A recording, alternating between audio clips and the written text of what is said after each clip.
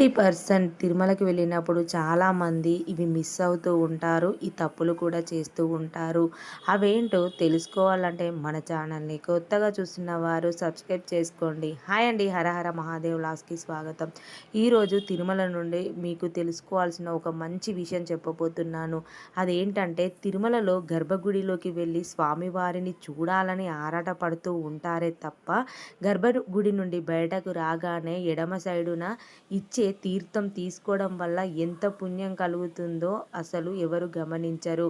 ఎందుకంటే ఆ తీర్థం బ్రహ్మ రాత్రి వచ్చి స్వామివారి పాదాలు కడిగిన నీటి నుండి మనకు ఇస్తూ ఉంటారు.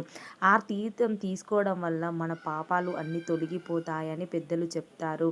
అలాగే గర్భగుడి నుండి బయటకు రాగానే ఎడమ సైడుకి హుండీ ఉంటుంది. అటు నుండి గుడి చుట్టూ తిరిగి రాగానే కుడివైపు ఒక హుండీ ఉంటుంది. అయితే తిరుమలకు వెళ్ళిన వారు హుండీని అస్సలు